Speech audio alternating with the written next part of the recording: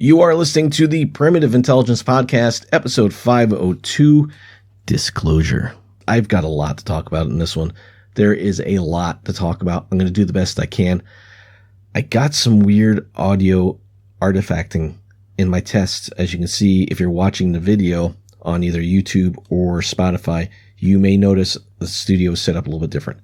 The first tests, it didn't sound good. I'm watching my audio file here. It looks like it's pretty good, so we'll see. Yes, so new studio setup. I'm using my 11-year-old tablet as a notepad. I got all my notes here for the episode.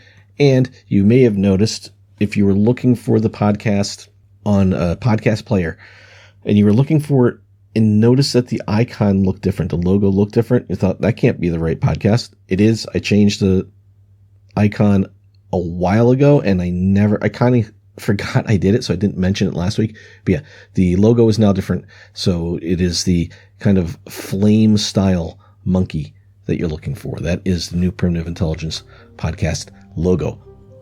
That's all I'm going to talk about. That's not related to the episode. So without any further ado, let's get into episode 502, Disclosure. The Primitive Intelligence Podcast starts now.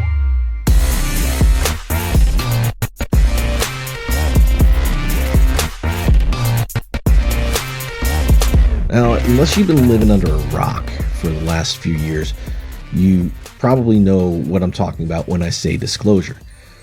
If not, I'll give you a real quick rundown. What I'm talking about is the government and government agencies finally starting to let some information about what they're now calling UAPs, or unidentified anomalous phenomena. You may know them as UFOs, but the phenomena that they're talking about, they're starting to actually release some information, not really of their own accord, information to get leaked from a 2004 incident and a couple others that kind of forced their hand. They had to start actually looking into this. Congress got a little upset because they weren't informed of any of this, and it appears as though there may be some black projects that should be under oversight of the Congress that they have no idea exist. There are 3 people who have come out as witnesses and whistleblowers. Actually, it's probably more than that, but the 3 that we know of right now. You may be familiar with the Tic Tac incident. You may be familiar with the recent whistleblower David Grush. And the third witness, I'd never heard his name before, but he is a former pilot who has witnessed some things, has been told some things, realized there's no way to report it, and it's still an issue. People aren't safe in the air. And he started a foundation called Americans for Safe Airspace. I'll put all these links down the bottom.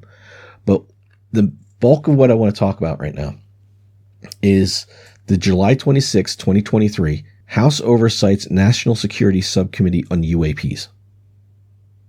This is a legit, actual subcommittee that happened that talked about UAPs and about their threat to national security. I'll put a link. You can find it. You can just search for that and you'll find it. I'll put a link to, I want to say it was either NBC or CBS was the one I just watched, but I've watched it a couple times now. And I wanted to pull out the information that I wanted to talk about. Some stuff that I thought was very interesting or pertinent to the conversation here. If you've listened to any Primitive Intelligence Podcast episodes, you probably were expecting me to cover this. And you're right. There's a lot to talk about. Now, just to lay out the way I'm going to cover this, I'm not going to do a word for word or second for second recap of this hearing. It was 2 hours and 20 minutes long. You need some time to go through the whole thing. I'm going to pick out the parts, like I said, that I find interesting or pertinent, and we'll talk about those. And some of these things, some of the questions that were asked several times by different people. There was 20 or 30 representatives of Congress and the government on the committee, and then there was the 3 witnesses, and then there was a bunch of people there in the I guess you'd call it audience observing. So some of these questions were asked several times by different people in slightly different ways. That's just government for you. So I may not have the wording exactly right, but I'm going by the gist of what was said. And then unless I say it's a direct quote, I'm also giving you just the gist of what was said, because some of these questions were asked to all three and then they each gave their answer. And if they were basically the same answer, I just kind of amalgamated that together. So let's go ahead and get into this. The very beginning of this oversight committee is all the head officials that are there. They say a little bit about themselves, who they are, why they're involved, and a few other things. Not a lot of interesting stuff pertaining to UAPs, but there was a couple of interesting tidbits that were dropped by Mr. Grothman of Wisconsin. He's the chairman of this committee. He did say that in 1966, President Gerald Ford and in 1969, Jimmy Carter both claimed to have seen UFOs. He also stated that NASA and AARO, now AARO is AARO, the All-Domain Anomaly Resolution Office. It is a relatively new department, and it operates under the Department of the Secretary of Defense. Both NASA and AARO are both running independent, separate investigations in UAPs. Now, the AARO has already come out recently and said they have no credible evidence of any non-human craft or any UAPs. That's what they're saying. That's their official stance. But there's a lot of people saying otherwise right now. So they're both running their own investigations, and I don't think NASA's investigation has come out yet. So there'll be more on that at some point. Then he mentioned the Chinese spy balloon, the one that got shot down off of the coast of the Carolinas. And I think we all know about that. And then he said there was 2 UAPs that were shot down in the following few weeks. I thought it was 4. Maybe it was 2 that are UAP unexplained and 2 that they knew what they were. I'm not sure. He did not elaborate. He said after the Chinese spy balloon, 2 UAPs were shot down. Several more people go through. They talk about who they are, why they're there. They then get into the opening comments of our 3 witnesses. The first is Mr. Ryan Graves, a retired F-18 pilot. He is the founder of the Americans for Safe Airspace, and he had some interesting things to say. Now, again, this is just his opening statement. Here's the highlights that I pulled out of it. He says that more than 30 commercial and military personnel have confided in him with sightings and experiences with UAPs. He says that UAPs are in our airspace and sightings are, quote, routine. He didn't say that they're seen occasionally. It's routine. This is happening all the time. 2014, as an F-18 pilot, he was stationed at NAS Oceana in Virginia Beach. And after radar upgrades, they began detecting UAPs. This is key. We're going to talk about this at the end too. After upgrades, they began detecting UAPs. And then shortly after that, 2 F-18s were flying, I think he said tests. They were on a test flight. So 2 F-18s flying together. They were split by a dark cube inside a clear sphere. It came within 50 feet of the jets, and it was between 5 and 15 feet in diameter. Now, 50 feet proximity, that doesn't seem like a lot when you're standing on, if you're on the sidewalk and your neighbors across the street, they're probably 25 feet away. Double that, you think, well, that's not that close. But when you're flying in a jet, 50 feet is close. They then moved on to David Grush, our most recent whistleblower. A lot of what he says in his opening comments are just to state who he is, what his credentials are, and how he became a whistleblower. Because after his recent interview, I guess a lot of people are questioning, who is this guy? Never heard of him. He's been a member of the intelligence community for quite a while. He did also say that while with National Geospatial Intelligence Agency, never heard of that, he was the co-lead in unidentified anomalous phenomena and transmedium object analysis. So UAPs and TMOs, transmedium objects. This was not expanded on. The only thing I can think, I have not looked this up. I think I've heard this phrase before, and I think it's anything. If you've heard of UFOs, you may have heard of USOs, unidentified submerged objects. So they're in the water. So I'm thinking transmedium objects are anything that can go from water to air or air to space or any combination of those three. I mean, there's been anecdotal reports in the past of UFOs flying into mountains. Maybe that's a transmedium object. I don't know. Okay, so he was the co-lead on analysis of these things. He was also informed of a multi-decade UAP crash retrieval and reverse engineering program. That's when he decided to go whistleblower. I guess he had gotten information. People had talked about it. He had seen things. He had seen documents. People had confided in him. He realized this wasn't being reported, and it was not within the oversight of the people it should be, and he went whistleblower. The third witness they have, David Fravor, also a retired pilot. This is the pilot that recorded the Tic Tac video. Now, Tic Tac video, Tic Tac happened back in 2004, and I believe it was leaked in 2018. I think it was officially recognized in 2021 by the Navy, but the video had been circulating, and then finally the Navy was like, yeah, this is real. This is really our footage. This is a summary of his story of the Tic Tac incident. He said that during a training mission, it was him and an F-18. I think he said F-18. So an F-18, this jet that he was flying has two seats. So a pilot and a co-pilot, or two pilots. There was two of these jets, so four pilots. They were on a training mission. They got pulled out the training mission and assigned to what they called real-world tasking. So basically, no longer training. This is not a test. This is actually something we need you to go do.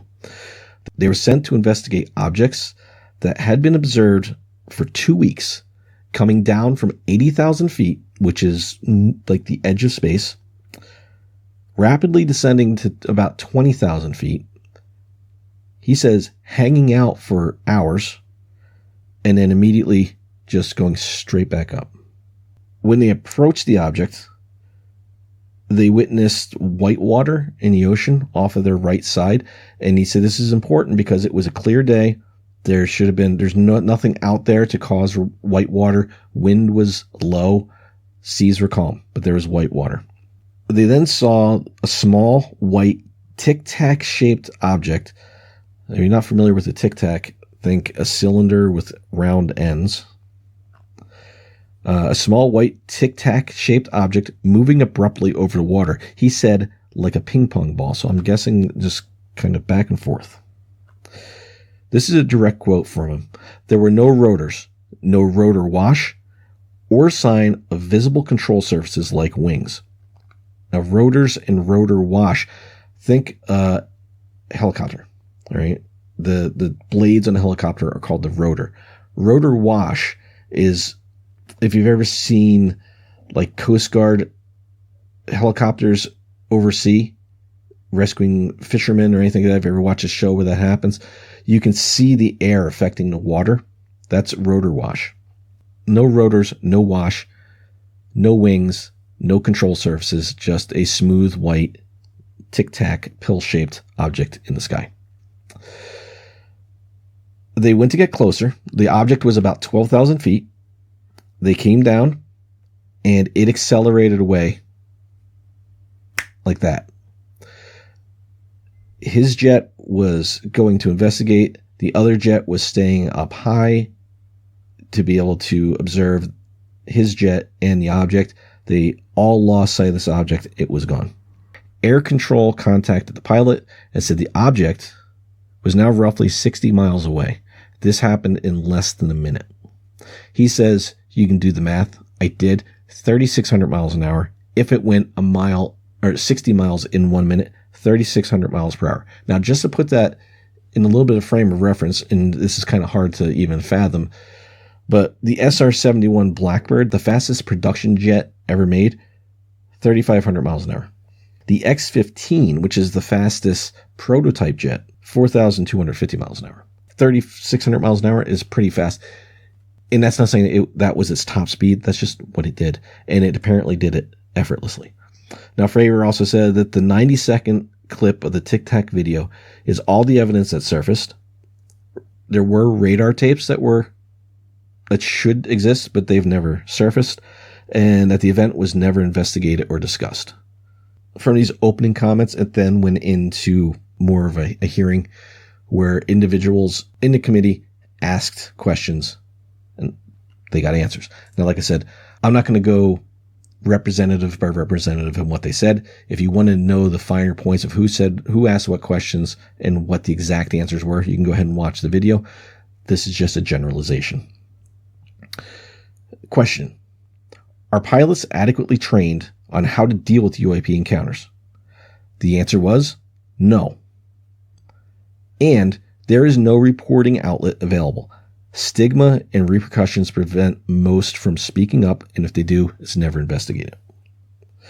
That becomes a pretty big central point of this, that if there was a way to report this, there would be more reports. Next question. Do UAPs cause a threat to national security? Mr. Fravor, the Tic Tac pilot, says yes, and here's why. He says, UAPs that he's observed have capabilities far exceeding anything that they had at the time and anything that he knew that was in even prototyping, anything that was even expected within the next 10 years. Then Mr. Graves made probably the single most important statement in the hearing, and I don't think anybody even realizes it. When asked, do UAPs cause a threat to national security? Graves says yes. And he goes on to explain this. Since pilots have no way, both military and commercial, they have no way to either report it, or they fear the stigma or the repercussions of reporting it, this can be used to an enemy's advantage. What he's saying there, and if you think about this, if someone wanted to invade the United States and they could make their planes look like UFOs, they would get ignored. They would get ignored. They just fly right through and nobody would say anything because they didn't want to seem like they were crazy. That right there, that alone is enough for there to be a reporting option for pilots so that kind of thing doesn't happen. They asked Mr. Grush, do you believe that our government is in possession of UAPs? His answer was absolutely, based on interviewing over 40 witnesses over 4 years. They asked Mr. Graves, how do you know these aren't our craft? Generally, his answer was because of how they maneuver. He made the analogy of when you're fishing and you throw a bobber in the water, it moves with the current. He said they've observed these objects that are stationary, they hover, but they're not just hovering in the atmosphere. They're not just staying in one place in the atmosphere, in the air. They're locked to a coordinate on the ground. They're not touching the ground, but they're locked to that coordinate. He said they've seen them in Category 4 hurricane strength winds, not budging until they're ready to move, and then they take off at supersonic speeds. A statement like that makes it hard to say that's a balloon. They asked Mr. Grush, have you been retaliated against? His answer was yes, but he can't discuss it because it's under investigation, because as a whistleblower, he's afforded certain protections, and they aren't being observed. So it's under investigation. They asked him, do you know of anyone else? He said yes. They asked if he knew of anyone who was injured or murdered for coming forward with information. He said he has to be careful with how he answers that, but that anything that he's witnessed has been reported to the proper authorities. He made a statement during this part talking about how people are retaliated against, how it affects their careers, how it affects their personal lives, and he called it administrative terrorism. They asked about his experience of being a whistleblower, and if at any point through the retaliation he had felt in fear for his life, and his answer was yes. In a previous interview, they had talked to Graves about a incident that took place at Vandenberg Air Force Base, and they asked him to talk about that. And what he said was that in 2003, Boeing contractors were at Vandenberg. They were working at they're working at launch facilities. It was around 8:30 in the morning, I think he said, early in the morning. And they sighted a 100-yard square, so football field-sized red square. It's a gigantic red square, approached at low altitude from the ocean, hovered at low altitude over a launch facility, stayed there for a matter of 30, 45 seconds, something like that, before it darted off over the mountains. That's huge. That's a huge thing. He said a similar event took place later on in the evening, but from the sounds of what he says, it was with multiple objects, and they were acting more aggressively towards the witnesses on the ground. He did say that official documentation had been submitted. That's weird. I don't know if I'd want to see a football field-sized red square flying. They asked him if commercial pilots are receiving cease and desist orders from corporations to stop them from reporting these as safety issues. Basically, his answer was yes. The point was then made, American corporations are putting their own reputations ahead of public safety. His reply to that was, it appears so. So then they asked Mr. Grush, do you know of anyone with, or do you have direct knowledge of craft of non-human origin? His answer was yes. Now, I'll get into that non-human origin phrase later. They then talked for a moment about how these projects could be in operation with no oversight, and where are they getting their funding from? It was said that basically misappropriation of funds. This is vaguely specific, this question. And this came from one of the committee representatives. This came from a government representative. Are corporations overcharging the government for tech? And is that additional money going towards these programs? The answer was correct through something called IRADs.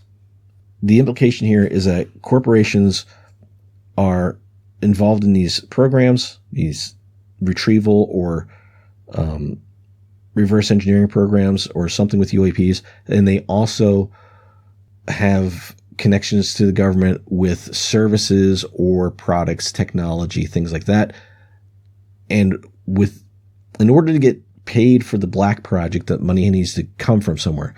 So a lot of times that's got to be run through Congress. There's got to be oversight. There's breadcrumbs that follow that money. The best way to make that money disappear is to overcharge for, let's say, something like a toilet seat, and then go ahead and spend the rest of that money on the black project. I'm not saying that particular incident is what's going on, but that's what they're implying. They then asked about, with the amount of, this is common criticism number one that they touched on with UFOs. With all the satellites that we have, all the imaging, all this, everything's monitored all the time. Satellites that we know of and satellites that we don't. So they asked him, are these satellites catching this activity? Basically, yes. Has the government become aware of actual evidence of extraterrestrial, otherwise unexplainable forms of intelligence? And if so, when do you think this first occurred? Grush answered, yes, in the 1930s. Common UFO criticism number 2. How can they be so advanced, come from so far away, if they're coming from light years and hundreds of light years away, make it all the way to Earth, and then they crash? Grush says, regardless of how advanced you are, or what your technology is, if you fly enough sorties, if you fly enough missions, a certain percentage of those will end in mission failure. 2 things to take from that. They're not unstoppable, but they're flying a lot of missions. If we do have craft, were bodies recovered as well? Crush says, biologics were recovered as well, yes. They then asked, human biologics? Answer was non-human. Again, we'll talk about non-human here in a few minutes. So then Mr. Langworthy was talking to Mr. Fravor, the Tic Tac pilot, and they were talking about, did he feel threatened or any of this? Was he armed? He then asked if he thinks that the Tic Tac could have been shot down.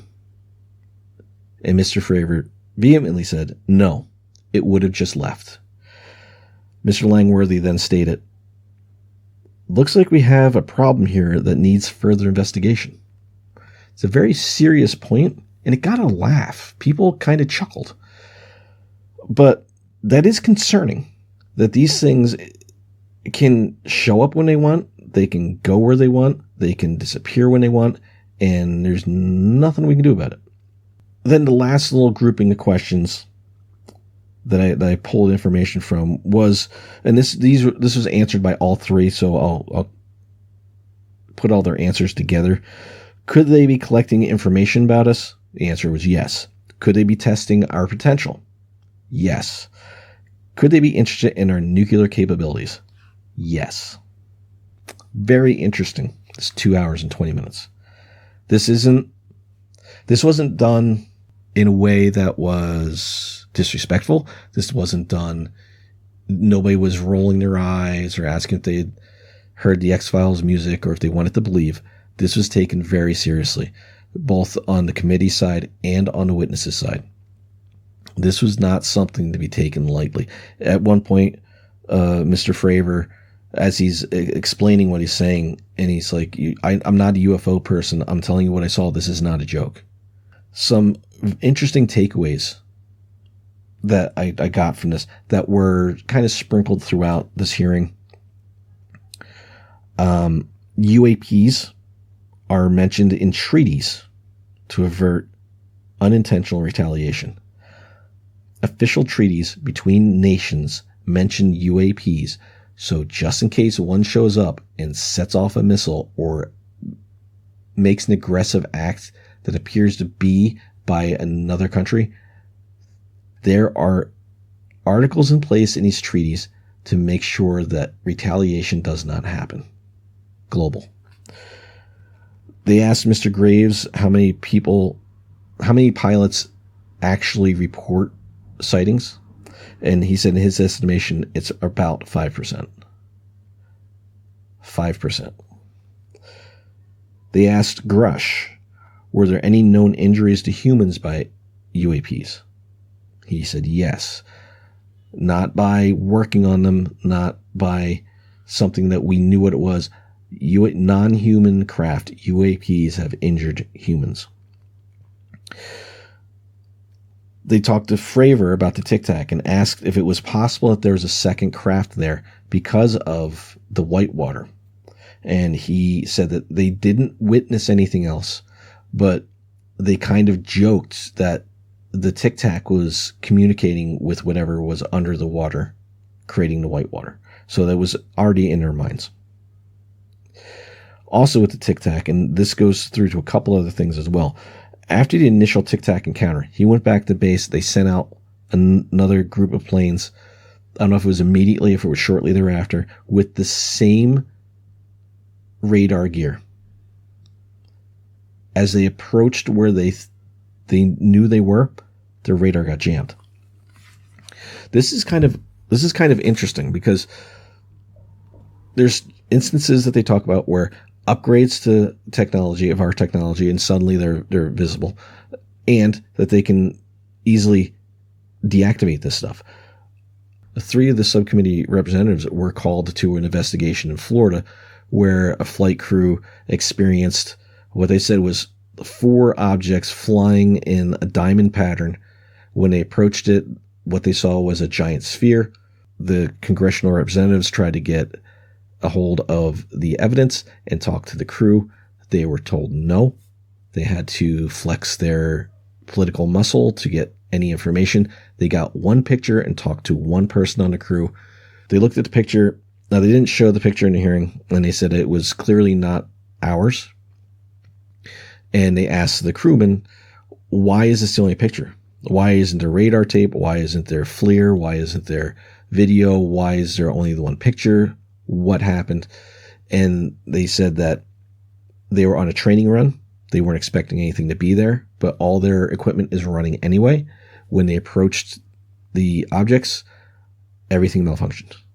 And the only way they got the one picture was they had to manually take the picture. But everything malfunctioned. All, not their flight control, but all their monitoring equipment malfunctioned. So again, radar being jammed, equipment being disrupted. So unrelated to, not mentioned in this hearing, but if you've ever heard stories of the Minuteman missile silos and objects appearing over them and missiles being deactivated. This is a common thing that happens with these. And then Grush's use of non-human instead of extraterrestrial. And they ask him about this. They say, why do you use the phrase non-human instead of extraterrestrial? What is, is there something you know? And basically he said that he wants to keep an open mind. He doesn't want to assign an origin to them. And there are possibilities that it could be extraterrestrial, or it could be an origin of something that we just don't understand. And they asked him, do you mean extra, other dimensions? Because you've mentioned this before. He mentioned the theory that the universe is just a hologram. And then he talked about other dimensions. And it really made me kind of think. Because I was wondering about why did they change it from UFO to UAP? And, that's because it denotes anything that flies or anything that's on the ground or anything that's underwater. It's meant to encompass all of it. And it's also a little bit of being able to control the narrative. But the non-human, I noticed this immediately. I watched Grush's original interview where he came out and he was talking about it. And he was mentioning non-human. And then when you tie that into extra dimensions or whatever, when you look at, it feels like the population is being groomed for something. When you look at popular culture,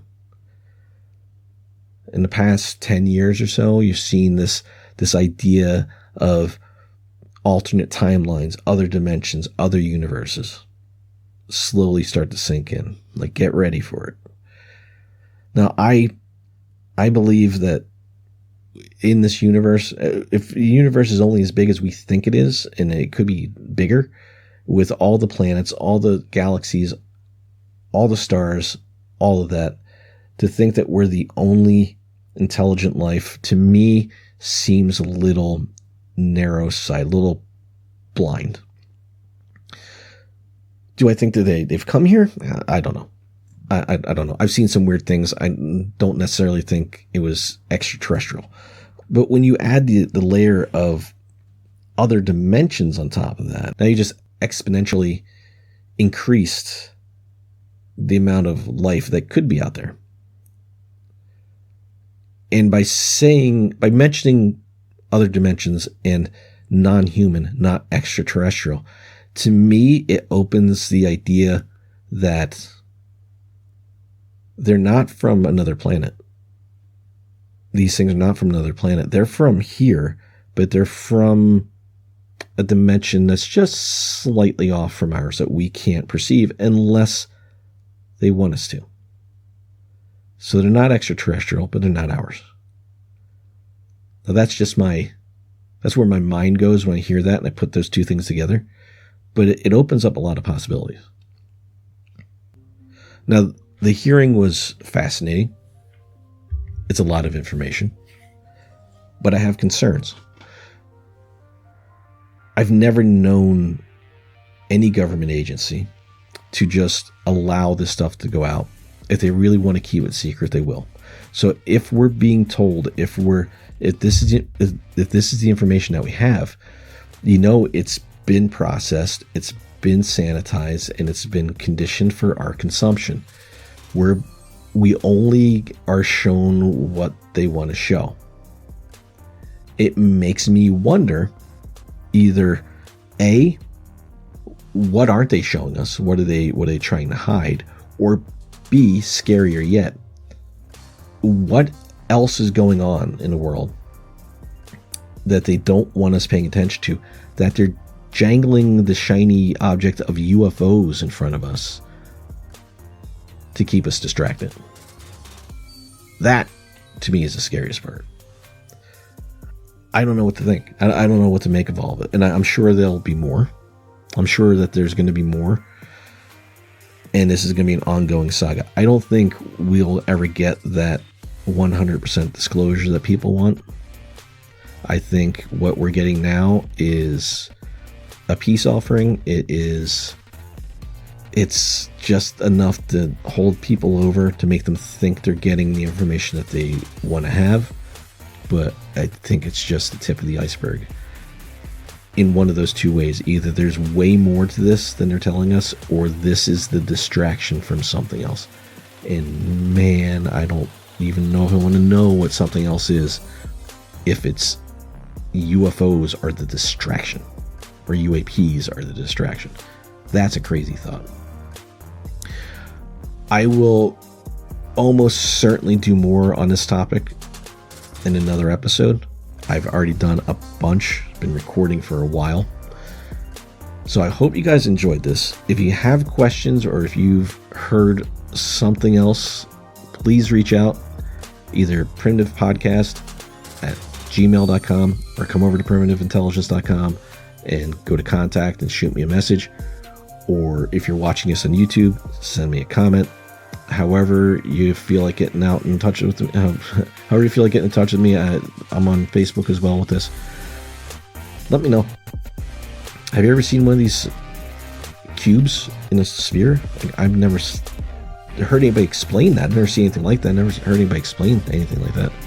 That's kind of weird. Or this 100-yard cube, red cube.